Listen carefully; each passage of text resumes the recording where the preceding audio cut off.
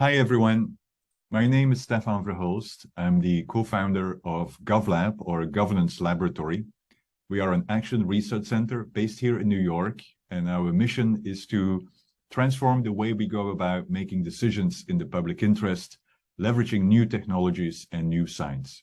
And obviously, data has emerged as an important asset in order to transform the way we go about making decisions, the way we go about information and informing citizens as well. And in particular, AI, or artificial intelligence, is playing an increasingly important role as it relates to decision-making and as it relates to how we go about transforming the way we solve public problems. In particular, cities have played an increasingly role in actually how they go about using AI and data in the way they go about solving public problems or providing public services. And that's what I will talk about today. And I'm delighted to be here at the conference on artificial intelligence for information accessibility. So let me start by sharing my screen. And as I mentioned, what I would like to focus on in the short period that we have here together is on how have cities started to become hubs of innovation as it relates to the way they govern artificial intelligence at the city level, something that we call AI localism.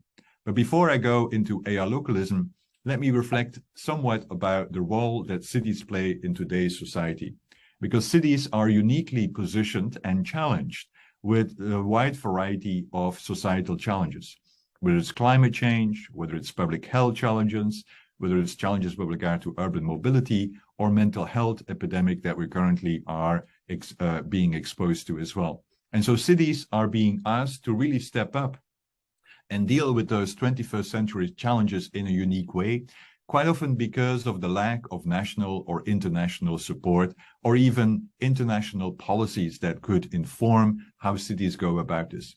And so what we see is actually a reverse in policy making, where in the past, international and national policy were determining what cities were doing. We see actually the opposite happening, where cities are becoming the ones that are determining what the policy is and are the ones that are currently informing quite often international law, because they already have prototyped and actually experienced the implication and implementation of certain kinds of efforts. And so that's what we call localism, where cities are stepping up and are developing unique responses to 21st century challenges that then can inform international and national policies as well. We also have seen this more and more at the technology level, where cities are actually developing unique perspectives as it relates to technology policy and governance, such as, for instance, advancing broadband at the local level, or where they have developed unique kind of privacy provisions that are contextualized to their needs and to the concerns of their residents and citizens as well. And so taking that into account when we look at what happens at cities as it relates to AI, because cities are more and more pushed for and also embraced by AI in order to use AI to solve those 21st century challenges that I've started with and try to contextualize today's talk as well.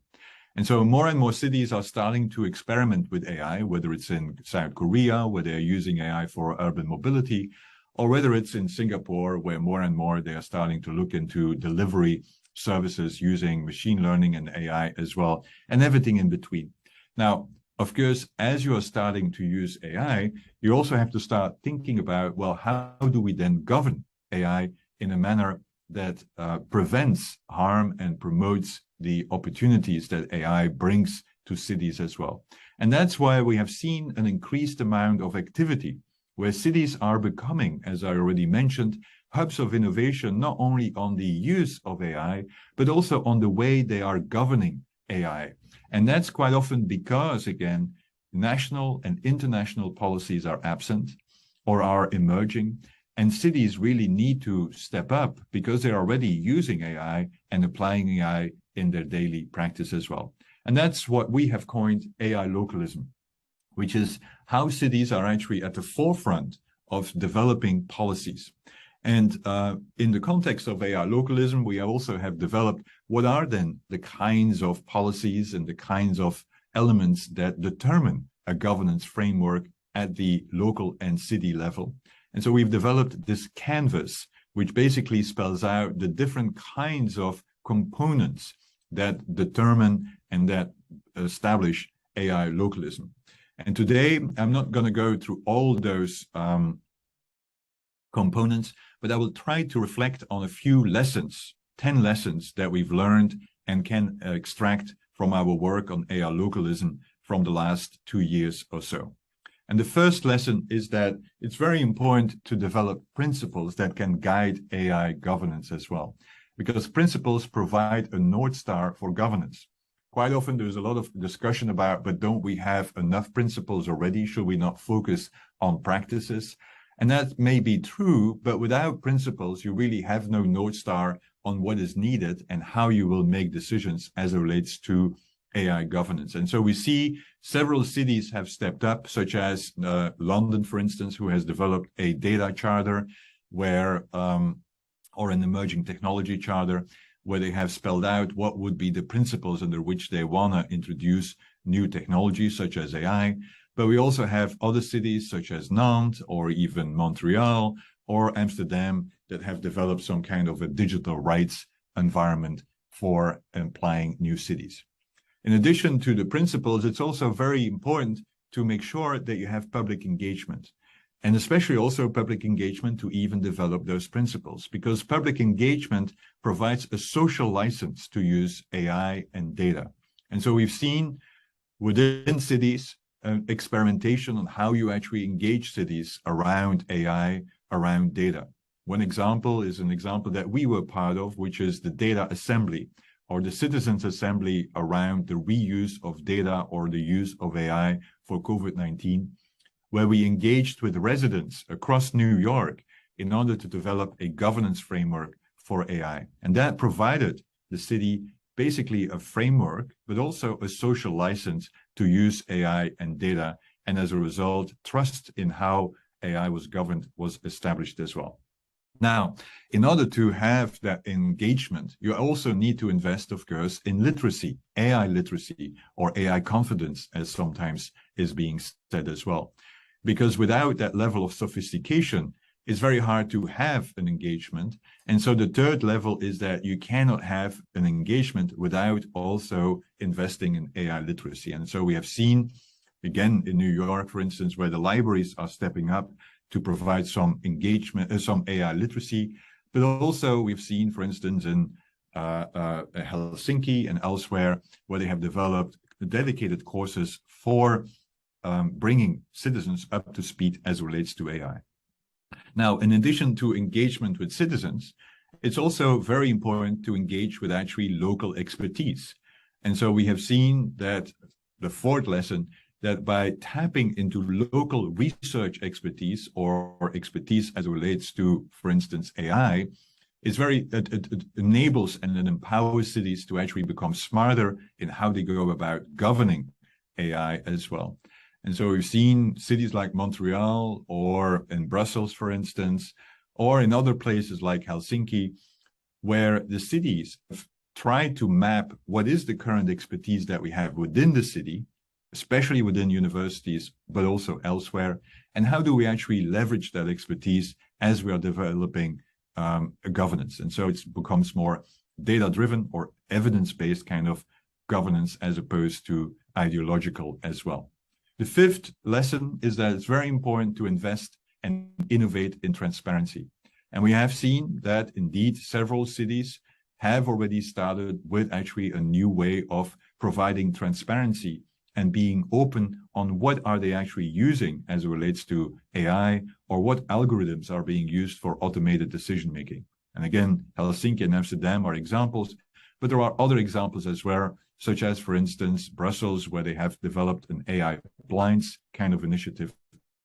And then two kinds of dedicated people and the point of contact as it relates to algorithms. But we also have seen in other places where dedicated committees have been established to oversee and inform the development of AI governance. 7, is, of course, the importance of law. I mean, quite often people think that because this is such a rapid and new environment, that it's very hard to develop a legal framework to implement and inform the way AI is being used. But cities, again, are at the forefront of actually developing laws in order to define what are the boundaries and what are the frameworks in which AI can be applied.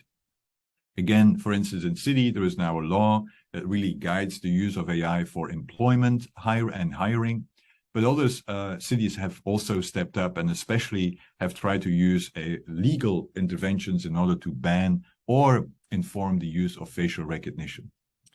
The eighth lesson is then with regard to one of the policy tools that quite often is ignored, which is procurement. Cities actually can be market shapers themselves. They can shape the market in how they actually buy technology, and procurement is the mechanisms for doing so. And so we have seen that Amsterdam and Detroit have stepped up to actually develop kind of procurement frameworks that actually embed the principles that they have spelled out will guide AI, but also it allows them to shape the way the market starts developing. So it's not only within their own applications, they're actually informing how applications should be designed for other for instance, governmental users as well. The ninth lesson learned is that it's great to have AI and it's great to govern AI, but without data, of course, you're not really able to use AI because data is the food for artificial intelligence and machine learning. And so a ninth kind of lesson is that we actually also need to establish data collaboratives to deal with the asymmetries that currently exist between those that have data and those that need data, especially government actors. And so data collaboration is a form of governance as well, where you actually establish new kinds of public-private partnerships to have access to data and facilitate the reuse of that data for AI. And then the last lesson is that what we have seen in many places where they've started developing a strategy, we have seen that many of those strategies actually didn't have governance frameworks.